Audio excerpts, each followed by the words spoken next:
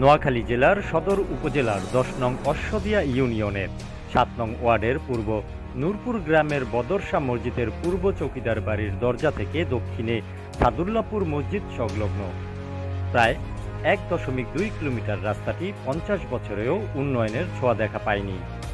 দীর্ঘ সময়ে রাস্তাটি কাঁচা থাকায় স্থানীয় বাসিন্দাদের ভোগান্তির যেন শেষ নেই। বর্তমানে এই রাস্তাটি চলাচলের জন্য একেবারে অনুপযোগী হয়ে পড়েছে। এতে চরম দুর্ভোগে পড়তে হচ্ছে অত্র এলাকাবাসী।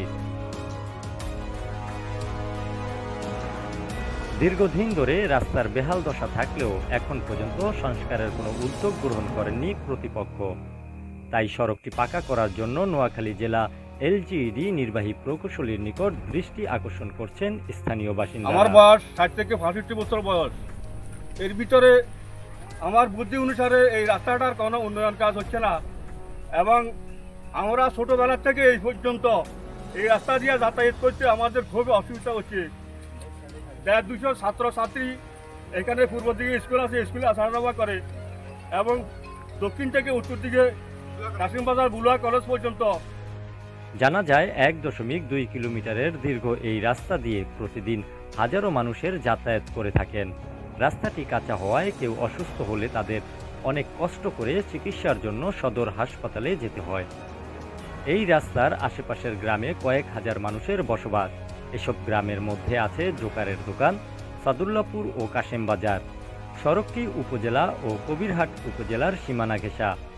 যাক, আমরা তো দীর্ঘ আমার বয়স এ পর্যন্ত ৫৫ বছর চলতেছে।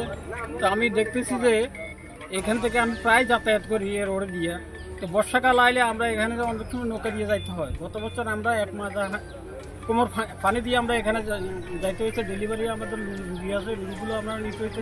আমাদেরকে রিক্সা অনেক জায়গা দিয়ে ভাঙা রাস্তা, ওইখান দিয়ে রিক্সা কাটতে যায়, সমস্যা হয়, যাত্রীদের কষ্ট হয়, যাত্রীদেরকে নামা দিয়ে আড়াই দিতে হয়, এই কষ্ট করে রোডে দিয়ে যাইতে হয়। এই এলাকাবাসীর অনেক কষ্ট এটা।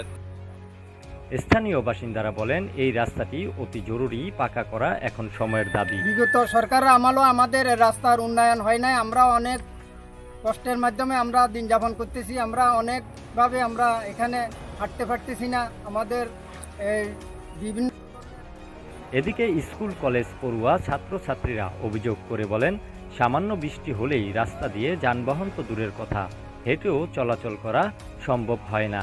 বর্ষা মৌসুমেও ভোগান্তির যেন শেষ নেই তাদের।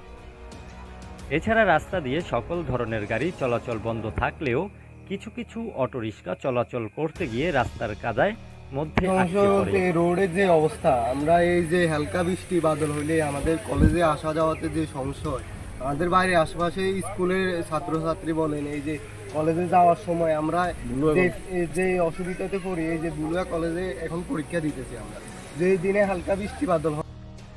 এ সময় এলাকার স্থানীয় বাসিন্দা ঢাকার বিশিষ্ট ব্যবসায়ী বদরশা জামে মসজিদের সভাপতি ও বানদক্ত উচ্চ বিদ্যালয়ের ম্যানেজিং কমিটির সভাপতি মোহাম্মদ জয়নাল আবেদিন রাস্তার মান উন্নয়ন নিয়ে অভিযোগ তুলেন। সুখের সাথে আমি দীর্ঘদিন সাথে জড়িত আছি এবং আমার জন্মই এখানে এবং ছোটকাল থেকে বেড়ে যায় এখানে।